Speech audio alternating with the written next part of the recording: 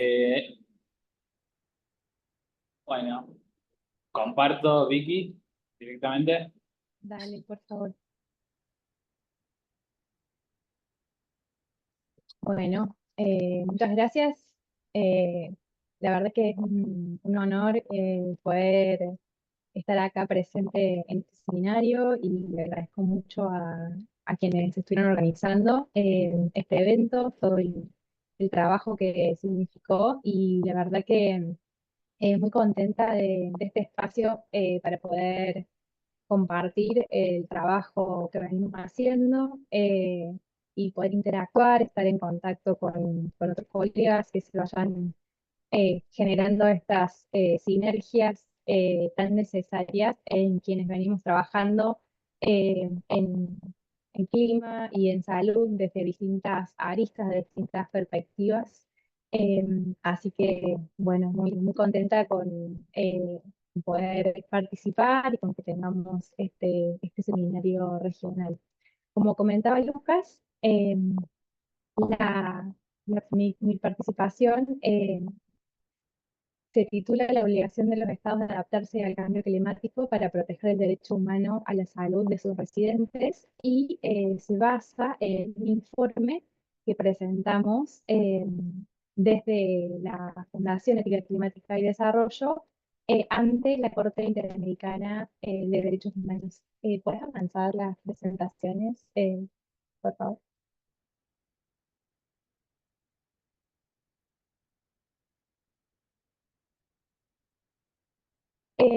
Bueno, en el año, en agosto de 2023, presentamos desde la fundación, en un equipo liderado por Romina Reckers, un informe en el marco de esta opinión consultiva que abrió la Corte Interamericana de Derechos Humanos. La Corte Interamericana de Derechos Humanos tiene dos formas posibles de comunicación. Una es a través de las sentencias en casos contenciosos contra alguno de los estados forman parte de su jurisdicción. Y la otra posibilidad es que alguno de los estados miembros le solicite una opinión sobre algún tema puntual.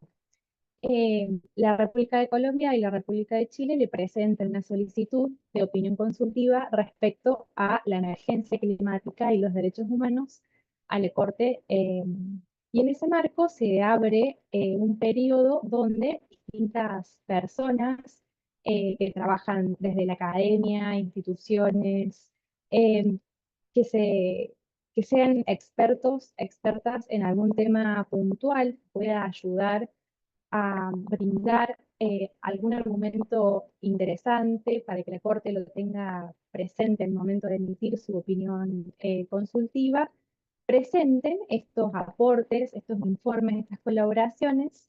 En ese marco es que redactamos de manera colaborativa junto con Lucas, junto con Carlos Yavar y junto con Giovanna Heyman, este informe que luego lo publicamos como libro, tratando de acercar dentro de la lista de preguntas y puntos sobre los que el Estado de Colombia y el Estado de Chile le piden a la Corte que se expida en relación a la emergencia climática y los derechos humanos, seleccionamos una serie de aspectos vinculados con el trabajo que veníamos realizando como grupo de investigación para, bueno, presentar este aporte desde nuestra expertise y nuestra experiencia como grupo de investigación.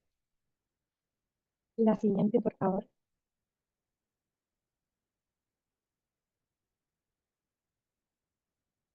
Bueno, a la fecha todavía la Corte no se ha expedido. El año pasado hubo una serie de audiencias en Barbados y en Brasil, donde las distintas organizaciones, instituciones, grupos de investigación que presentaron informes fueron invitados a participar para que tengan la posibilidad de exponer una síntesis de sus reportes y sus informes frente a los magistrados y magistradas de la Corte Interamericana de Derechos Humanos.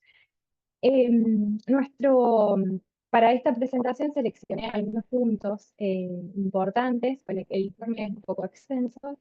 Me pareció que eran interesantes poder compartir con ustedes en el marco de estas jornadas. Nuestro, nuestro primer acercamiento y la necesidad de que la Corte Interamericana de Derechos Humanos se exprese en esta oportunidad estratégica para todos los estados que forman parte de su jurisdicción y también a nivel, el impacto que tendría esto a nivel internacional, hace hincapié en esta necesaria vinculación de la emergencia climática y los impactos en la salud de la población y los impactos en el derecho humano a la salud. Em, Identificamos, hablando de derecho a la salud o derecho humano a la salud, que la salud tiene dos dimensiones. Por un lado, una dimensión individual y por otro lado, una dimensión colectiva. Esta dimensión individual es la que, si uno piensa a nivel tribunales, a nivel poderes judiciales, a nivel peticiones frente a magistrados, magistradas, jueces y juezas, se da de manera más común en el ámbito local. Y también es a la que responden los sistemas de salud, como bien mencionaban en presentaciones anteriores, los sistemas de salud a nivel local. Esta dimensión individual sería los casos de, por ejemplo, presentaciones ante tribunales locales solicitando que el Estado me garantice el acceso a un medicamento particular o me garantice el acceso a un tratamiento médico específico para una intervención a una persona. Pero también la salud, como también lo estuvimos viendo en otras presentaciones del día de hoy, tiene una dimensión colectiva, una dimensión de grupos. Y esta distinción es importante porque la Corte Interamericana de Derechos Humanos fue pionera, fue el primer tribunal a nivel internacional que habla de esta dimensión colectiva del derecho a la salud en sentencias vinculadas con afectaciones de derechos a, perdón, No, no, me cago de risa porque yo digo, ¿qué? Mira, ya abrí, ya pareces tú, o sea. Perdón, Vicky, recuerden todos, por favor, apagar sus micrófonos. Vicky, vos podés seguir.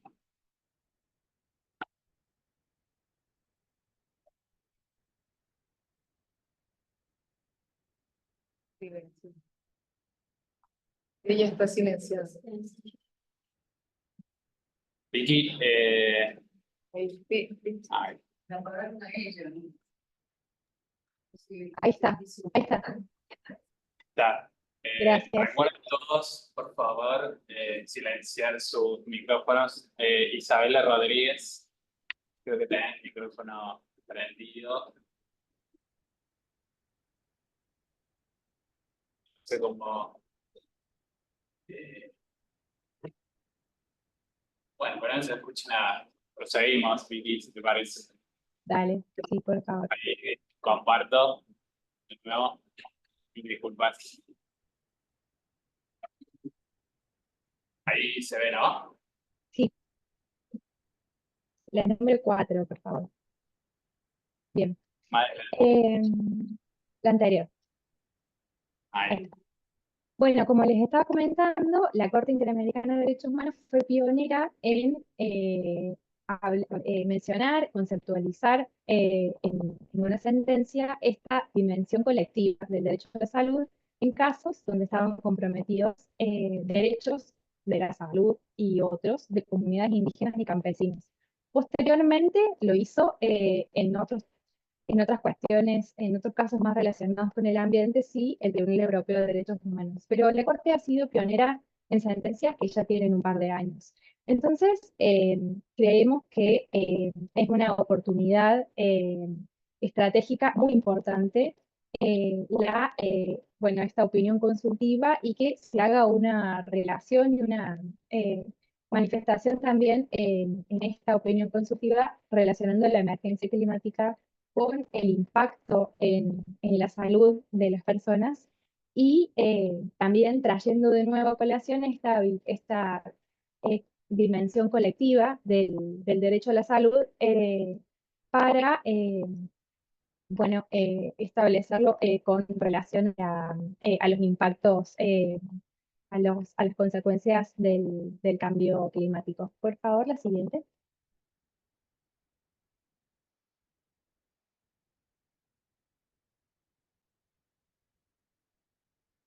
Bien, entonces, uno de los argumentos que presentamos ante la Corte fue conceptualizar esta amenaza del cambio climático como una amenaza común frente al derecho humano a la salud. Y esto tiene trascendencia en el ámbito jurídico porque va a determinar las distintas obligaciones que tienen los estados y su responsabilidad internacional. De acuerdo al marco normativo que tenemos a nivel internacional y de derecho internacional de los derechos humanos, existe una responsabilidad de los estados de garantizar que todas las personas que residen en el país puedan gozar del más alto nivel posible de salud. Entonces, teniendo presente que el cambio climático afecta de manera desproporcionada a personas que están en situación de vulnerabilidad, los principios de igualdad y de no discriminación van a cobrar relevancia en la acción climática que tomen los estados. En este punto sostenemos que los estados tienen un deber de adaptarse, una obligación de adaptarse para poder proteger derechos humanos de sus residentes y también para aportar trayectorias de transformación hacia un desarrollo que sea resiliente contra el clima.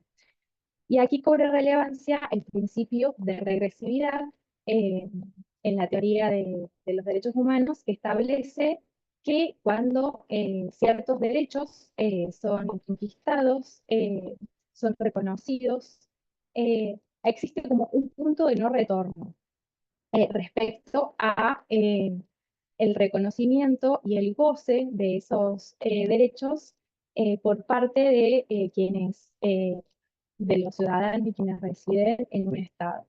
Entonces, eh, lo que argumentamos es que la declaración de emergencia va a cambiar las condiciones bajo las cuales los estados pueden invocar la no regresividad. La siguiente, por favor.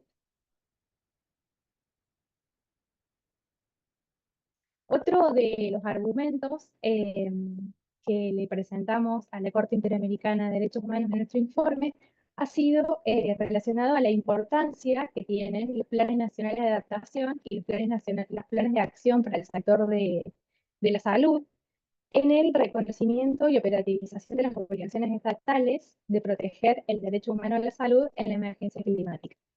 Esto está vinculado con la presentación que van a hacer mis compañeros del grupo de investigación siguiente a esta presentación y viene enmarcado desde el año 2010 en la COP16, en el marco de las Naciones Unidas sobre el Cambio Climático, cuando se acuerda esta responsabilidad de elaborar y aplicar por parte de los estados planes nacionales de adaptación al cambio climático y también planes sectoriales. Específicamente, lo que analizamos fueron los planes sectoriales de salud.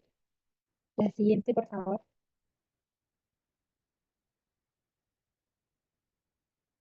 Una más. Gracias. Otro de los argumentos, el número 3, de los 4 que les voy a compartir en esta presentación, hace referencia al deber de investigar y de establecer prioridades de investigación como una garantía del derecho humano a la salud. Este deber de investigar y la trascendencia que tiene la investigación científica fue postulado y fue referenciado tanto por la Organización Mundial de la Salud como por la Organización Panamericana de la Salud en el marco de la pandemia de COVID-19. Ahí vimos la importancia y la trascendencia que tenía no solo el deber de investigar por parte de los estados, sino también de establecer cuáles van a ser sus propias prioridades de investigación, teniendo en cuenta en este contexto de emergencia climática y de derecho a la salud, las características puntuales de cada región, de cada estado, de cada clima, de cada ecosistema. A su vez también existe esta obligación de basar la regulación de las políticas públicas en información científica que tenga pruebas robustas. Y una más, por favor.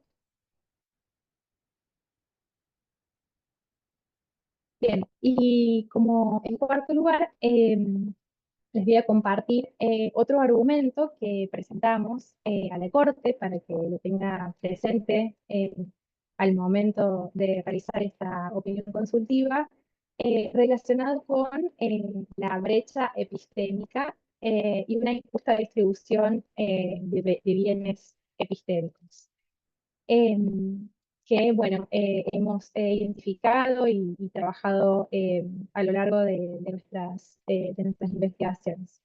La justicia epistémica actúa como un facilitador de la adaptación, eh, ya que lo planteamos como un tipo de justicia de reconocimiento. Entonces, la justicia epistémica debe considerarse en el modo en que los estados cumplen con sus obligaciones de adaptarse al cambio climático para garantizar el derecho humano a la salud. La causa de las brechas epistémicas que existen se puede vincular a la injusta distribución de bienes epistémicos, como por ejemplo la educación climática. Entonces, la justicia epistémica en este contexto lo que intenta es superar desigualdades de acceso y utilización del conocimiento científico. Y esto implica no solo asegurar que todas las personas tengan acceso a una información científica que sea relevante, sino también considerar y valorar el conocimiento local, tradicional y experiencial que a menudo poseen comunidades que han enfrentado durante generaciones distintos riesgos ambientales. Y en este contexto cobra especial relevancia el Acuerdo de Escazú, que entró en vigor en el año 2021, referido a acceso a la información ambiental, a la participación pública y a la justicia ambiental también. Lo que también colocamos en este informe y argumentamos es que esta inclusión epistémica debe ser genuina y deberían evitarse lo que conceptualizamos como epistemic washing o inclusión no genuina de saberes locales y originarios, que lo encontramos presente en distintos planes nacionales de adaptación de países de Sudamérica, que fue un estudio que estuvimos haciendo comparando estos planes, que van a comentar mis compañeros en el panel siguiente, donde se incluía el aporte de saberes locales, comunitarios, de comunidades indígenas o comunidades campesinas, pero de una manera para colorear, para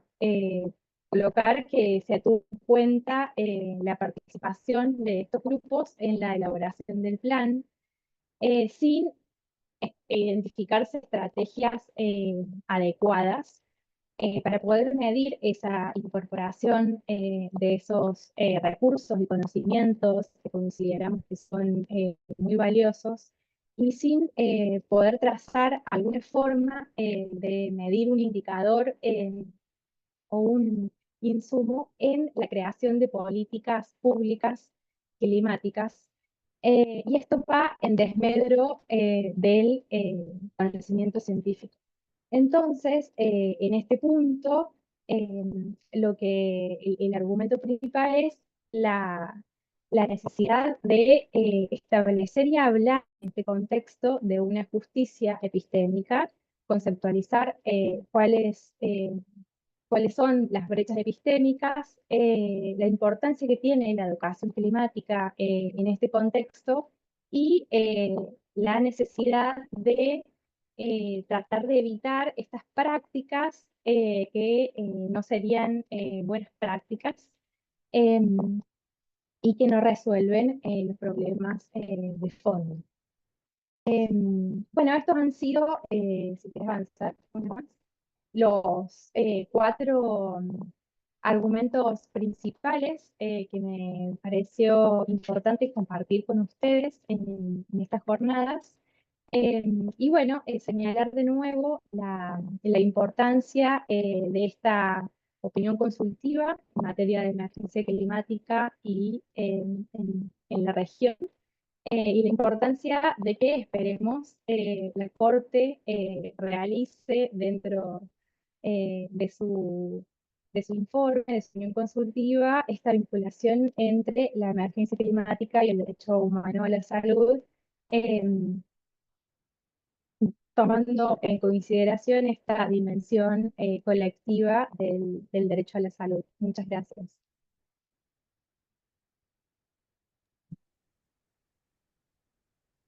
Bueno, muchísimas gracias, Victoria.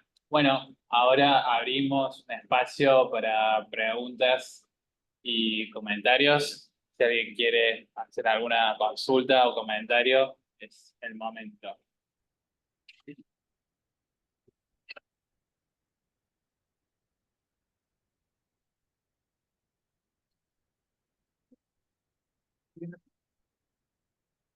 ¿Querés venir más acá? Porque acá está el micrófono.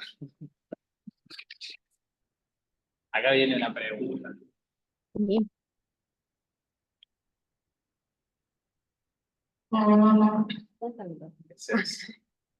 La escucho, sí, bueno. Bueno, gracias por la presentación. Tenía algunas consultas.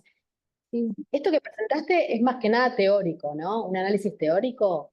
Porque sí. yo me preguntaba qué tipos de casos más empíricos se podrían presentar que den cuenta también de la complejidad de construir conocimiento con perspectiva de justicia epistémica. Porque el Acuerdo de Escazú es un caso excepcional, pero también tiene algunos límites en la implementación de esos procesos de producción de conocimiento colectivo, ¿no? Y cuando hablamos muchas veces de inclusión, en realidad desde mi perspectiva, la coproducción implica mucho más que la inclusión y que la integración. Es pensar a veces dentro de marcos epistemológicos totalmente distintos, por ejemplo, pensando en las comunidades indígenas o las comunidades locales que pueden tener otras formas de ver el mundo, otras explicaciones de lo que está pasando con el cambio climático, con los problemas socioambientales. Entonces, muchas veces crear ese lenguaje, ¿no? Construir un lenguaje común es un proceso que lleva tiempo. Entonces, requiere, en primer lugar, de construcción de lazos de confianza, lazos de diálogo constante, bueno, que implica un cierto desafío, ¿no? Para las ciencias del clima, para los escenarios de cambio climático. Entonces, bueno, quería que nos cuentes un poquito si hay algún caso empírico, quizá algunos.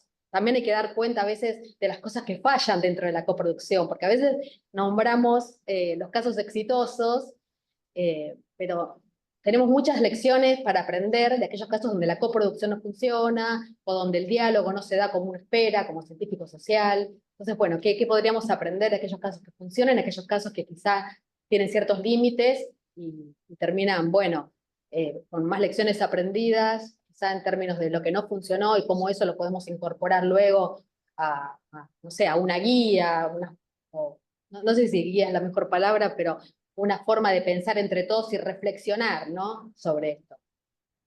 Muchas gracias por la pregunta. Sí, lo que presenté y lo que presentamos ante la Corte Interamericana fueron argumentos teóricos, un análisis teórico de distintas perspectivas que consideramos que era necesario que se tuvieran en cuenta a la hora de abordar esta opinión consultiva de emergencia climática. coincido con lo que estuviste mencionando y este enfoque que conceptuamos como epistémico sería la participación de comunidades campesinas e indígenas no es suficiente para superar esta brecha epistémica. Existen muchos en la coproducción y bueno, como grupo de investigación también estamos trabajando actualmente con bueno, un proyecto para la coproducción de reglas éticas. Enfrentamos distintos problemas a nivel metodológico. Entonces, para poder identificar qué metodología utilizar, que dé cuenta de manera científica de esta coproducción, entonces tuvimos que también trabajar en el desarrollo de un método transdisciplinar que estamos poniendo en práctica en este momento para la coproducción con organizaciones de mujeres de base. No sé, ay, Romina levantó la mano si quiere aportar algo en este punto. Sí, gracias. Me gustó. Perdón, estoy escuchando el eco de otro lugar. Un segundo.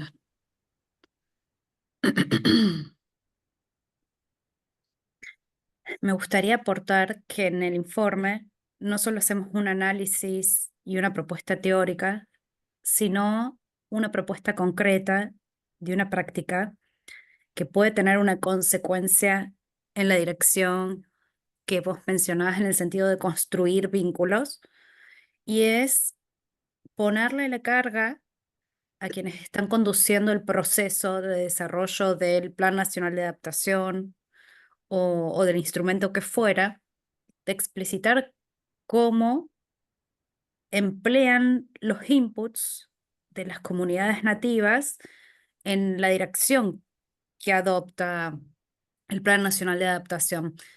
Porque lo que vimos en la investigación sobre los planes nacionales de adaptación es que, perdón que estoy hablando así, pero escucho mi eco, es que aunque son citados los puntos de vista y los inputs de estas comunidades, luego no se ve cómo son empleados en en el desarrollo concreto de estrategias concretas. Entonces, ponerle la carga a los líderes de este proceso de explicitar cómo incluyen o excluyen un punto de vista particular en la decisión de un rumbo, empieza a cambiar la estructura epistémica que está ahí, ¿no? Y que es injusta. Y creo que contribuye en la dirección que vos mencionabas.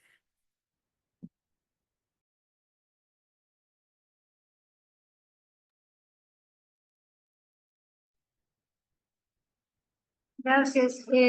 Yo quisiera profundizar sobre lo que planteabas tú, bueno, y sobre lo que se está discutiendo en este momento, en términos de cómo garantizar que el acceso a la ciencia sea, por decirlo de alguna manera, equiparable al acceso a prácticas tradicionales, saberes ancestrales, etcétera, ¿no? Es decir, es súper importante, desde luego, democratizar el conocimiento científico, pero definitivamente la visión cosmogónica, digamos, de pueblos étnicos o la histórica, digamos, de comunidades campesinas, tienen un saber clarísimo en términos de adaptación desde hace los siglos de los siglos, ¿no? Entonces, no hay una verdad absoluta en la ciencia, el conocimiento científico o el conocimiento ancestral, pero claramente sí es necesario poner a conversar, o sea, no solamente democratizar un tipo de conocimiento, sino poner a conversar estos dos saberes, porque la construcción de respuestas frente al cambio climático lo requiere de alguna manera. Y además esto tiene todo que ver con defender, respetar, proteger, garantizar también derecho a la cultura, derecho a la determinación, el acceso a la ciencia en sí mismo, digamos, también, pero definitivamente hay, digamos, como el reto también de integrar o de garantizar que los principios que comparten, entre otras cosas, la bioética con el enfoque de derechos humanos, de participación, de transparencia, de rendición de cuentas, tienen que estar detrás de este tema, no solamente a propósito del conocimiento científico del cuarto punto, sino de los cuatro puntos, cómo garantizar que efectivamente titulares de derechos puedan tener la posibilidad de reclamar por el disfrute y el ejercicio de ellos y garantes de realmente jugársela. Y las herramientas como las NDC o como los planes de adaptación o de mitigación, etcétera, son unos instrumentos que tienen que reflejar estos elementos estructurales, digamos, en la lucha contra el cambio climático. Sí, bueno, muchas gracias por tus aportes. Efectivamente, se presenta una complejidad importante, sobre todo pensando en estrategias de adaptación al cambio climático. De qué manera, porque ya existen del punto de inicio complejidades epistémicas, complejidades metodológicas, para poder incluir eh, estos conocimientos ancestrales eh, de comunidades indígenas y comunidades campesinas. Sí, como bien lo mencionabas, se presenta una complejidad que es necesario abordar, que es necesario encontrar eh, alternativas de respuesta que vayan hacia un curso de acción que sea favorable. Como mencionaba Romina anteriormente, hemos identificado casos donde esta mención, porque ni siquiera era una inclusión, era decir, bueno, se generó tal mesa de diálogo donde participó tal y tal comunidad y el aporte fue este, no sería suficiente para superar esta brecha epistémica de estos saberes. Entonces, es importante ponerlo de manifiesto y también es un tema importante y trascendente para seguir trabajando e investigando.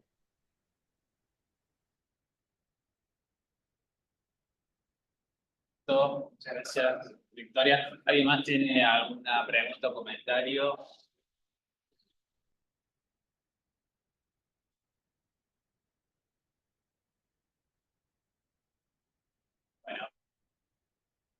Bueno, entonces finalizamos acá esta mesa. Gracias, Victoria, por tu presentación. Gracias a todos por su participación. Y volvemos a encontrarnos nuevamente entonces a las 17 horas con la mesa de facilitadores de justicia en las políticas climáticas nacionales para el sector salud. Bueno, muchas gracias a todos. Nos vemos en un ratito entonces.